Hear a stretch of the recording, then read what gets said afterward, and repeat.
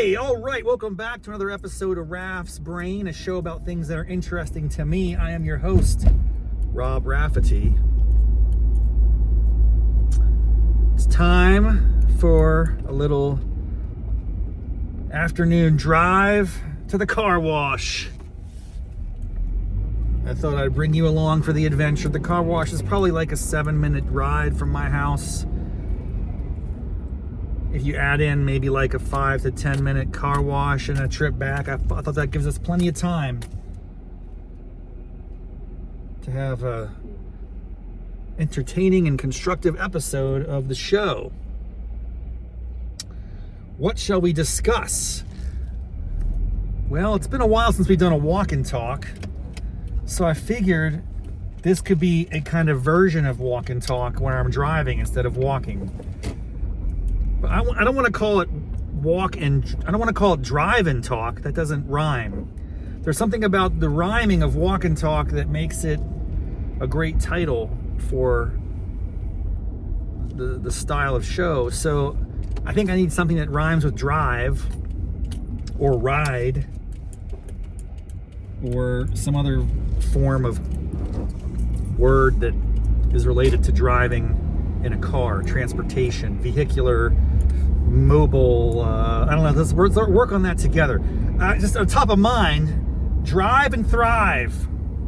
Could that be a new subset of content on the Raff's Brain podcast? Potentially. I do find that I enjoy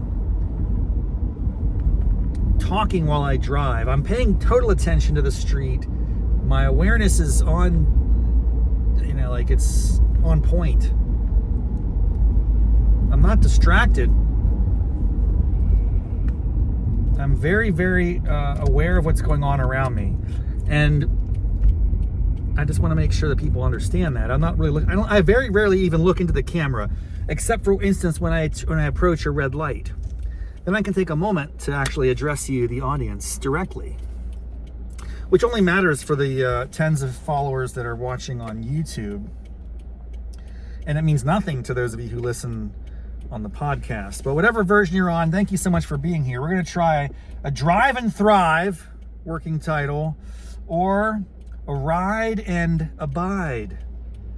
We're going to come up with a title for this type of content. The bottom line is I'm just bringing you along for a little jaunt. And the mission is to get the car washed within the next 25 minutes to half an hour. That's the window of opportunity that I have. I structure my day very intentionally. And sometimes I get inspired and I'm like, this is a good window to get the car washed. Late afternoon. Do I think I can pull this off? We're gonna find out.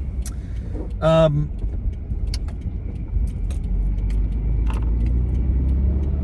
want to talk for a minute about cars.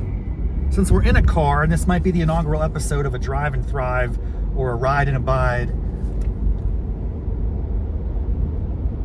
I want to discuss the very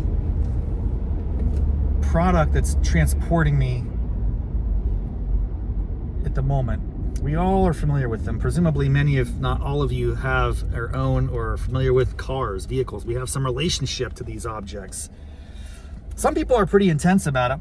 Some people name their cars. I haven't gone that far ever in life.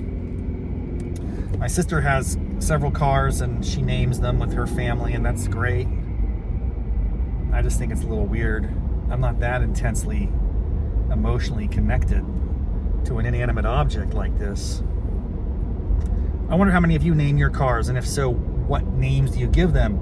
And it's much like pet names. I'm fascinated by the way that people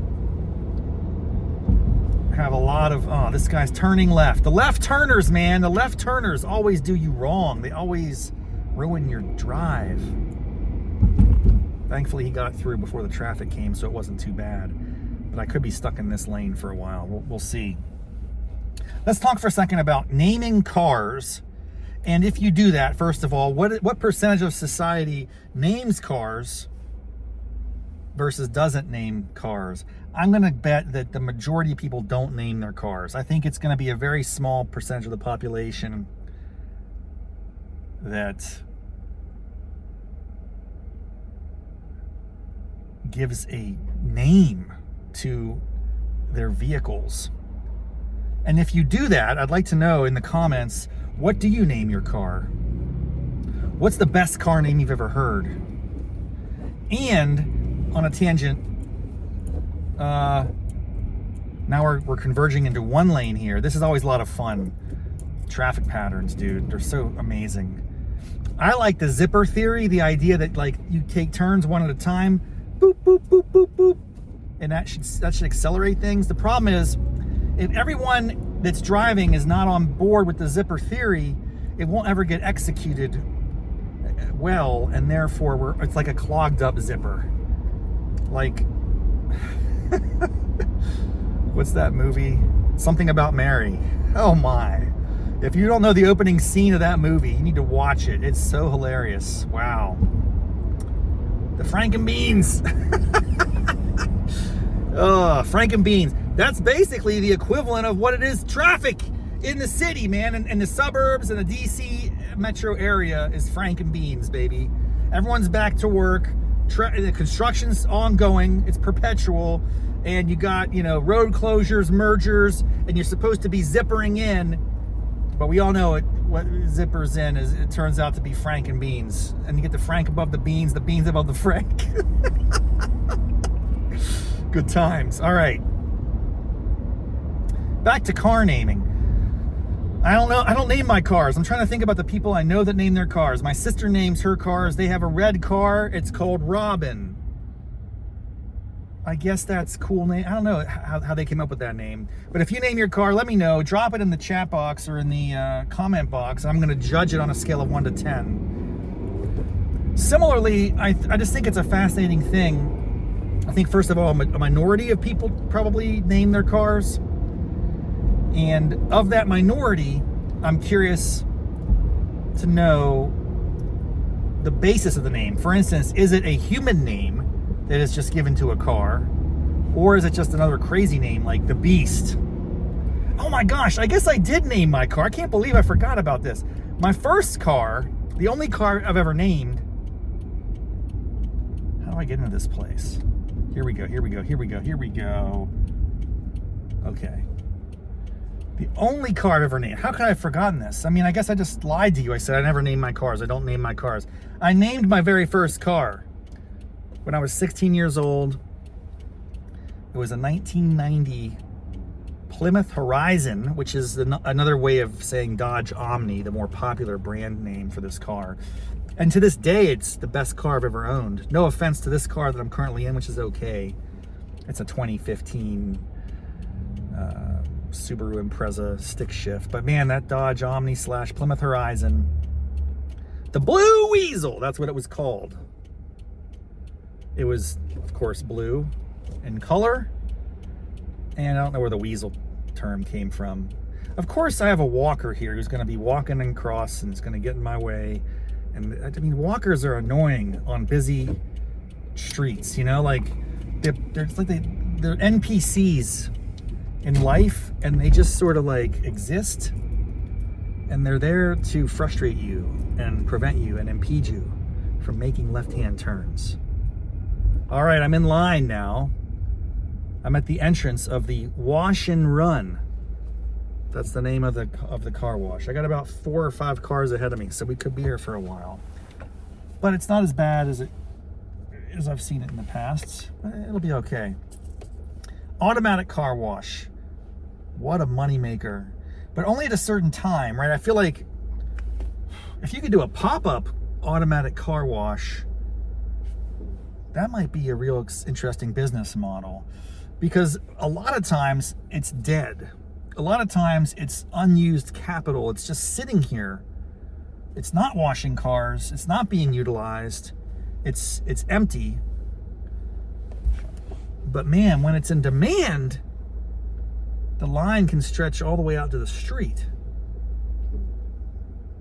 Here's an idea for anyone that would like to pursue it. If you own a automatic car wash franchise and you want to experiment with a few of your chains or your, I don't even know what they're called, I guess your operations, maybe you could implement peak pricing. So when it's really in high demand, you raise the prices up a few dollars. Conversely, when it's raining, you might really lower it down to almost, only a couple bucks. The idea here is, how do you even out the demand for this asset that you have? If you had an app that would give me an alert, I'm just trying to think through ways to make this a more efficient process. How much time across this country, or maybe even planet Earth, assuming they're, most developed countries probably have automatic car washes these days. How many human hours per year are spent waiting in line for a car wash? Well, it's got to be a lot, because right now we're going to be in line for maybe 10, 15 minutes. Multiply that by millions of people who are going to automatic car washes on an annual basis. Boy, that's an enormous cost on society. What else could we be doing with our time? We could be recording podcasts. See, that's what I'm all about. I'm all about multitasking, value creation. We need more podcasts created expressly when you're in line at a car wash, at a Starbucks, at a fast food restaurant. That could be the new trend. Actually, ladies and gentlemen, I think we're onto something here. To my tens of listeners of this show, you know how I roll with this. We're still figuring this thing out. I'm approaching 100 episodes. I'm very proud of myself. I put out a lot of content. I put out walk and talk, ramblings and musings as I stroll across my neighborhood like a lunatic with a selfie stick. I put out hot yoga problems, sort of just thoughts that come to me post-yoga on my drive home. I put out Riffing with Raff, brief interviews with people that inspire me. So I have little subsets of content. It's interesting to see which ones get more or less consumption. But I'm coming up with an idea now. Maybe it's another stream of this show. I would always click on the record button here. I'd have my camera at the ready for whenever I'm in line in my car. Actually, what I could do with this to make it a little more interesting, I don't know if this would be interesting from a user standpoint or a listener standpoint. You can tell me how you think about this. What if it was a camera in the car like this? Anytime I'm in line waiting for something, it could be fast food, it could be a car wash, although that's pretty infrequent. I mean, I only get the car washed a couple times a year. You're really joining me for a monumental moment of 2025.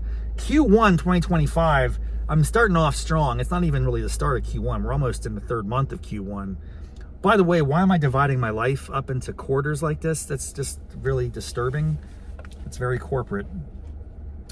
Anyway, all I'm saying is I don't get my car washed that often.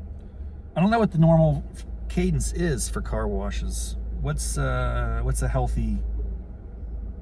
Oh man, there's someone that's pulled in behind me and scoped the scene and then reversed and backed it up and said, no thanks, I don't want to wait. I've been there, man. I've been there. It's a deceptively short line. Like, you don't think it's going to be super long, but if you have 4 or 5 people in front of you and it takes 5 to 7 minutes per wash, this can add up. And candidly, I don't have a lot to talk about. So I thought this was going to be a lot faster. We'll see how it turns out. But I respect somebody who pulls a ripcord that early in the process. Right now, I'm committed. I'm in. There's actually no escape route. I'm here. I'm getting the car washed. I'll have no alternative. Actually, I'm supposed to be home in the next 10 minutes. And that's not going to happen. And that's going to be upsetting to a certain someone who's expecting me to be there for another thing we're going to go to. Oh man, I'm in trouble. I better let her know. See, that's what you do, man. You got to be on top of your communications. Always keep people in the loop. No surprises. I'm in line at the car wash. It's taken a bit longer than usual.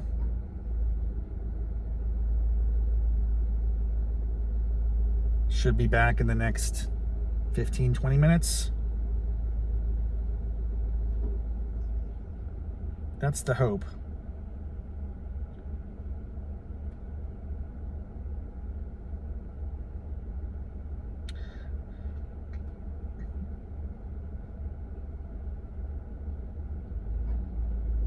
That's the hope.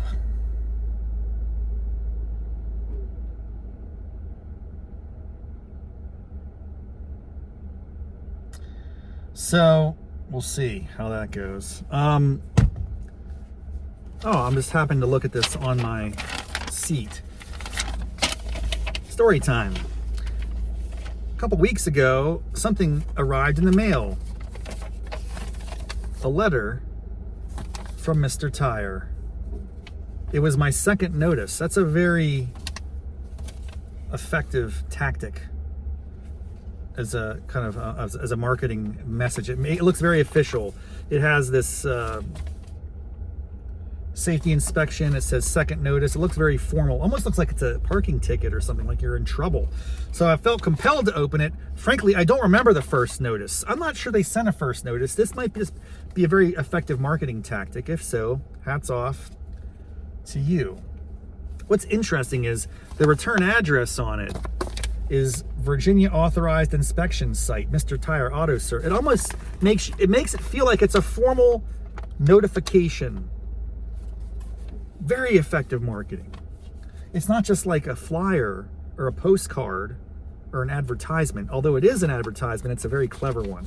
So I opened it up and I got some information here. Dear Robert, according to our records, your 2015 Super Impreza may be due or past due for its mandatory 2025 Virginia safety inspection. Oh my gosh, they were correct. It was the month of February. They knew this because I was in their system. I went there last time. So that's effective customer service. They're proactively reaching out to me to remind me it's time for a state inspection and a safety and emissions test.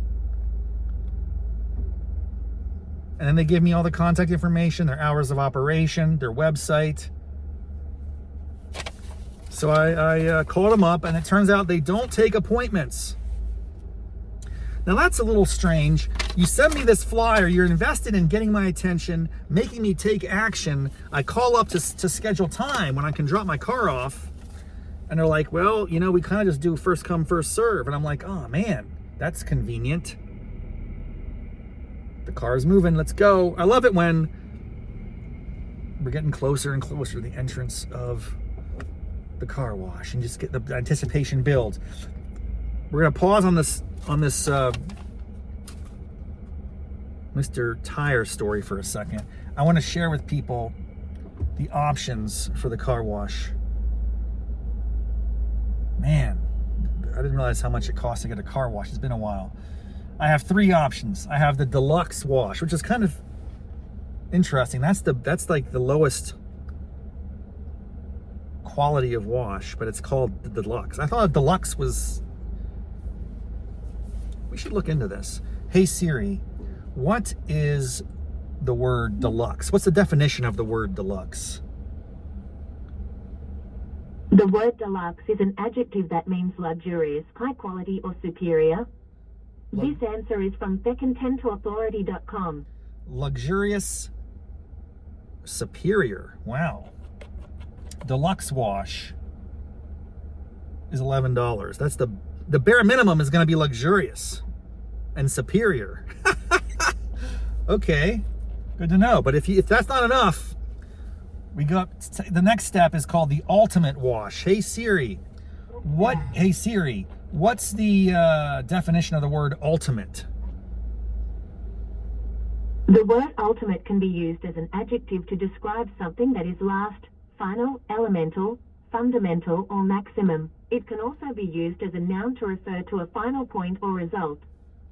Wow, it's the ultimate. It's the highest. It's the most fundamental. So it takes it up from a luxurious experience to a final destination. That's as high as it gets. But no!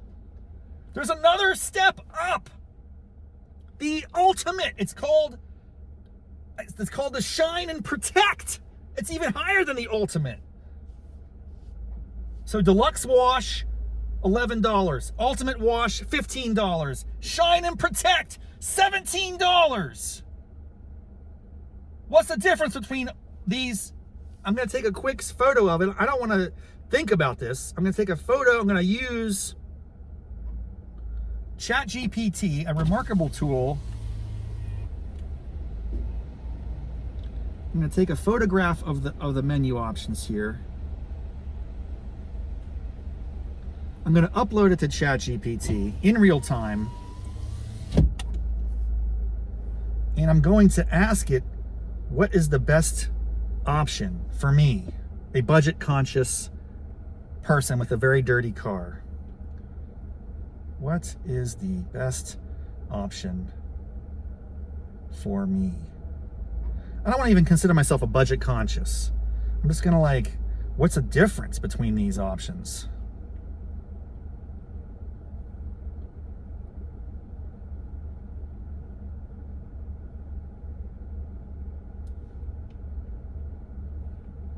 It's uploading. ChatGPT is incredible. I recommend it highly. Or any AI technology these days. I think it's absolutely worth the money. Okay, so this is where it's good. It's engaging. It says, could you tell me a little bit more about what you're looking for in the car wash? For example, are you looking for the best protection for your car's paint, a basic wash, or the best value?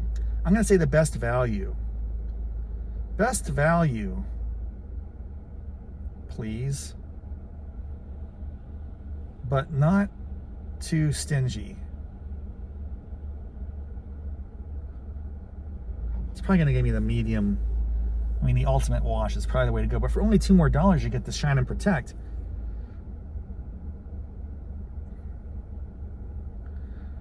See, this is why the ultimate wash is the best option. It includes the foam wash and shine, total body protection, clear coat protectant. You still get the spot-free rinse, soft touch foam wash, triple foam conditioner, foam soap, and undercarriage wash, ensuring a thorough clean. It's $2 cheaper than the top-tier Shine and Protect wash, but the main difference is the lack of ceramic C-force protection, which is beneficial for long-term paint preservation. Ceramic C-force protection, that just sounds like a gimmick. It sounds like a bunch of BS. So, if you want a solid, well-rounded wash with protection, but don't want to spend the top dollar, the ultimate wash is the way to go. Ladies and gentlemen, ChatGPT for the win.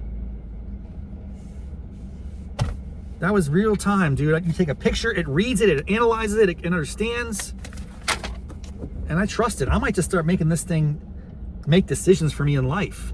ChatGPT, take a picture of a menu. What should I have for dinner tonight so I can lose weight? That's actually a very interesting idea. Could ChatGPT just tell me what to eat, how to behave, what to do? Actually, I want to outsource all my decisions to algorithms of ChatGPT. I think it's going to make better choices than I am. That might be a thing to do. Surrender your life to artificial intelligence. Just give away any sense of agency and autonomy and decision making, and then let the chips fall. I bet our lives would be better. I bet our lives would be superior if you can get past the idea that it's kind of weird that you're kind of surrendering your agency. You're actually not just surrendering it, you're paying someone to make those decisions for you. But is that going to make me happier in the long run? Possibly. It's possible. All right, let's get back to story time with Mr. Tire. So I went to Mr. Tire. It's right down the street. It's very close. I actually dropped my car off and then I walked home. That was a good excuse to get some steps in. I drove to the Mr. Tire. I dropped the car off. They said, yeah, we'll have it. This is a couple days ago. They're like, yeah, no problem. We got you. I said, you know what? Can you also give me an oil change? While I'm here, let's just double dip. Let's get it done. Sure thing. So inspection, emissions test, oil change. I'm thinking that's probably less than $100 all in. I'm happy. And there we go. A couple hours later, I get a call, ring, ring. Oh, you know how this goes, my friends. I know all of you have experienced this at one time or another in life. If you are a car owner, you undoubtedly have experienced what I'm about to tell you. Hello, Mr. Rafferty. Yeah, how's it going? Well, we're looking at your car here, and you know, we got some it's got some manufacturer recommended upgrades. Okay, air filter, oil, filter, blah blah blah blah blah. I say, look, man, I handle all that somewhere else. Thank you very much. I'm okay. Well, here's something else that's even more important. What was this thing called? I don't even remember what these are called. Your control arms are broken. Okay, what the hell is a control arm? Well, Mr. Rafferty, a control arm is like in the undercarriage of the car. This is a 2015 model. They've never been replaced before. They're showing signs of wear and tear. And what's the upshot? The upshot is we can't pass your safety inspection unless you get new and improved, upgraded control arms. First of all, I've never heard of a control arm as a part of a car. I had no idea that was a real thing. But I'm also so ignorant about how automobiles work that I just accepted it as truth. And I said, well, if you're telling me that I have to get these improvements and repairs in order to pass an inspection, I guess I have to get them. There's not an optionality to this, right? I mean, this is a requirement. Yes, Mr. Rafferty, that's what we're saying. I couldn't take it to somewhere else down the street. I couldn't take it to a competitor and get a reevaluation and not get the control arms, right? No, Mr. Rafferty, you have to get new control arms. I could get a second opinion if I really wanted to invest a lot of time and energy into that, but the bottom line is I don't have time. I don't choose to do that. All right, I'm gonna get my car here. Enter your code now. I don't have a code.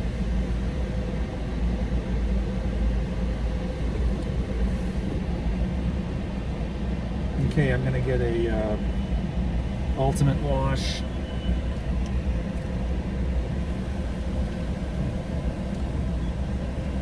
Credit card. Remove your credit card. Would you like a receipt? No. Really? Do I need a receipt for a car wash? I purchased the ultimate. Please wait for the next opportunity. All right. Easy peasy. The way I like it. Oh boy. You know what was nice about this feature is I used my credit card and it didn't give me an upcharge. How about those restaurants and convenience stores where there's like a little sign, minimum expense, $5. I've seen them up to $10 now if you use your credit card. I was in a place the other day, no joke, back in West Virginia, kind of a diner slash restaurant, and we're checking out and they have a little sign that says, it was something like a 3 or 4% surcharge if you use a credit card. They're trying to cover that cost because I think that's something like the credit card companies might charge them 2.5% or something like that. But you shouldn't advertise that. So I guess I should have brought a lot of cash. That would be the way to go. If you have cash, you don't have to pay that little extra fee. But ultimately what happens, I think, is you start to wonder, well, maybe my tip will be lower, but I don't want to do that. I don't do that. I don't play those games. I don't try to hurt the restaurant. I don't want to take out my frustration on the innocent workers. But I just, it is a little bit of frustration there. And it's interesting how like those types of fees and upcharges don't exist in this automatic car wash industry, because I could pay cash. There's a machine here where I could stick some bills in and I'd be good to go.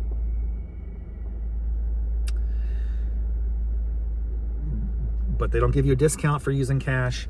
They don't give you a fee for using a credit card. It's all just baked in. It's flat fees, 11, 15, and whatever the next one was, 18 or 21, 17, whatever. I think the person in front of me is getting the deluxe wash because they're going round and round and round, man. How many times are you going to get your car smacked by these pads? Come on. I'm right here, man. I'm ready to go. I'm next in line. Boy, the anticipation is brewing. All right, so Mr. Tire, back to the Mr. Tire story.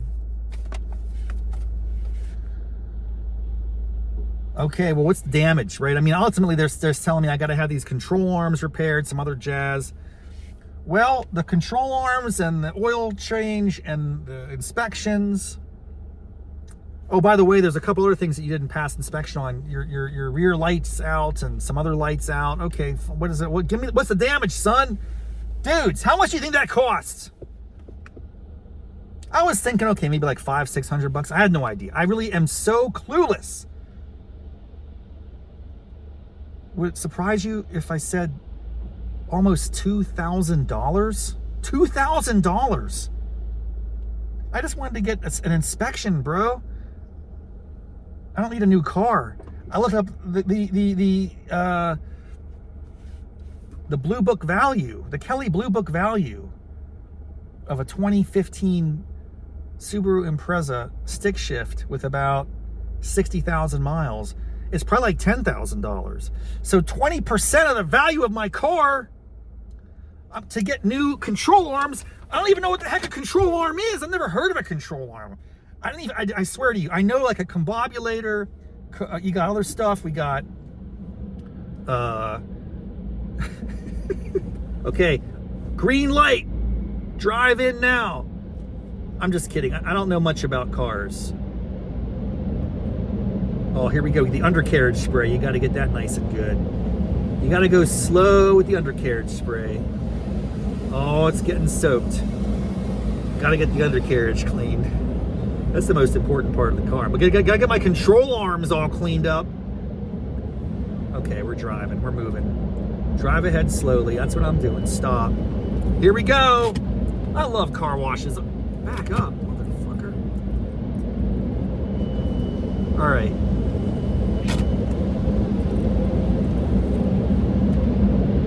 Oh man, I've always loved car washes. Even as a kid, it's just a fun experience. It really is. I should do this more often. I don't do it enough. I'm definitely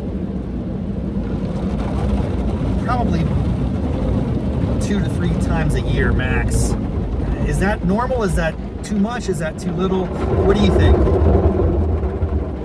Man, this stuff is really moving. It's really pushing my car around. I like that. There's some friction here.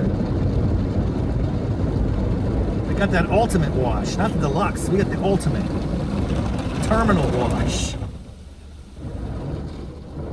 I wonder, I'd like to do like a deep dive on the origins of the automatic car wash. Think about the economy that emerged around cars and automobiles. Floor mats, windshield wipers, light bulbs. Oh, that's like kind of second and third generation. Wow, it's so noisy. It's like really slapping the dirt around. I love it. I love it.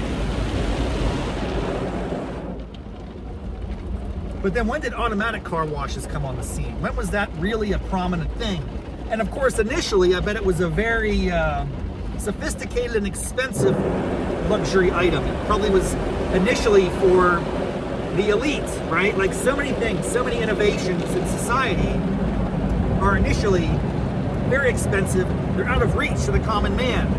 And then at a certain point, they become ubiquitous and accessible to all. And then like the democratization of technology reigns. This is true for so many things, right? The story of automatic car washes is no different. I'm certain of it. Let's look into that history as an assignment. There must be someone who's done research on this. Surely there's a PhD dissertation in the business or economics department somewhere that's done this research. I think also we must, the handheld spray wash approach. I used to do that a lot. And that's very cheap. You could actually get 50 cents back in the day. It might be more than that now, but you have the wand and you get like a 3-minute countdown. You gotta like really run around the car and get as much as you can. I like that. I really enjoy that. You're in control, right? You're in control. Unlike the automatic car wash, I have no control. I'm a passive observer of what's happening. Not an active participant. I don't own this experience. I wonder if there's an opportunity. They should be playing movies. They should be playing advertisements. This is huge. There's something missing from this experience, and that is I'm not being inundated with advertisements. Everywhere else in life, the supermarket line, the back of your receipts, everything has got like some way to communicate with you, to break through, to get you to take an action, to get you to pay attention to something. Sitting here in the automatic car wash, I have nothing to do other than talk to you on this makeshift podcast, Raff's Brain. Okay, drive forward slowly. Let's go. Let's go. I'm going to go slow to maximize my value from the air machines that are drying my car off for the next 60 seconds. I like how they give me a countdown clock. That's pretty cool. Oh, it's like you're going through a wind tunnel, baby. Yeah, the windshield wipers are bouncing up and down. It's very aggressive. It's very loud. Woo! It's like I'm on a roller coaster. But I'm very impatient. I don't want to take the next 30 seconds to slowly roll my way out of this garage. Wow, it's so loud, and we might have to file a class action lawsuit. Oh, it's triggering my tinnitus. Ah! All right, we made it. Oh boy.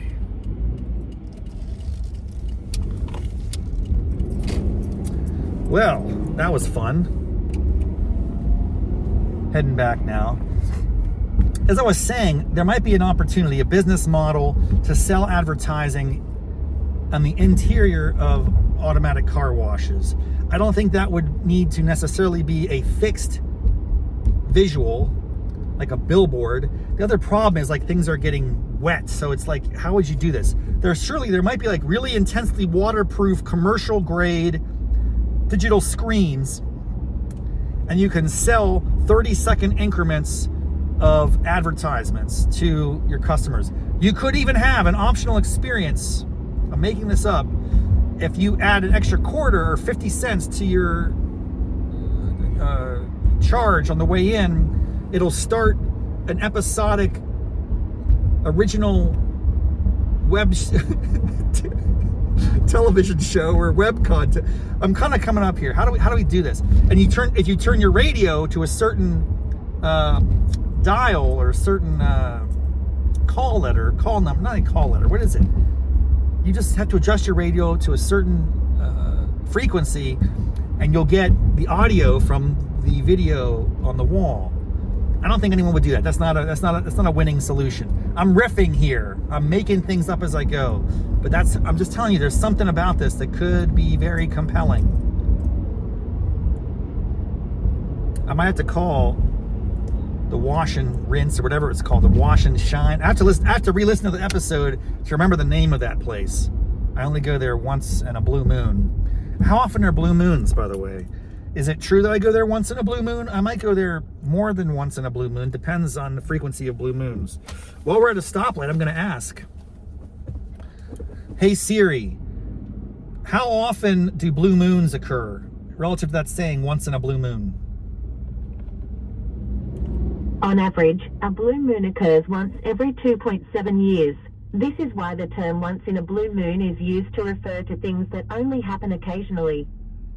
Very cool, very cool. So I do get my car washed more than once in a blue moon. I probably get my car washed about 10 times, or 10 to 12 to 15 times a blue moon.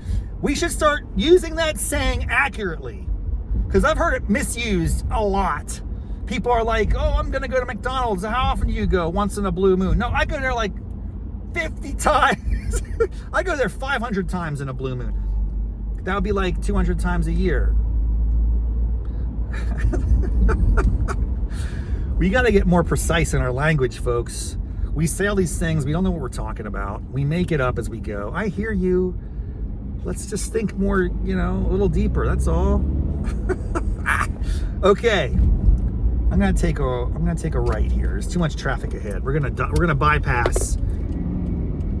We're gonna try some side street action. That's what I'm all about. I don't have time to sit in line with all the left turners and the mergers, all that good stuff, the Frankenbean zipper action. No, we're not getting there today. We're gonna actually make some progress. Wow, we're well into 40 minutes here. We're approaching 40 minutes of this show. That is not my intention. When I initially left my house, I thought it was going to be a 20-minute trip, all in.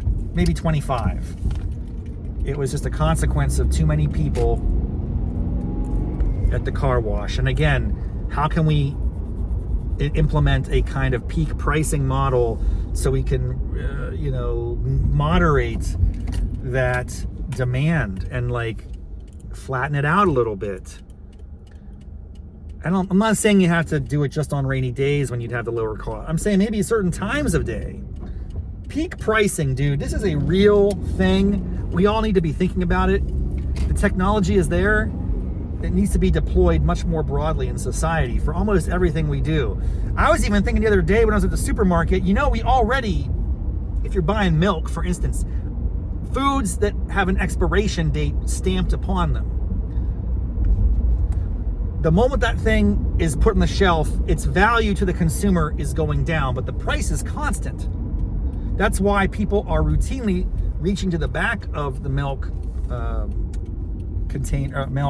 shelves to pull out the containers that have the dates that are the furthest ahead. You're getting more value for your money, right?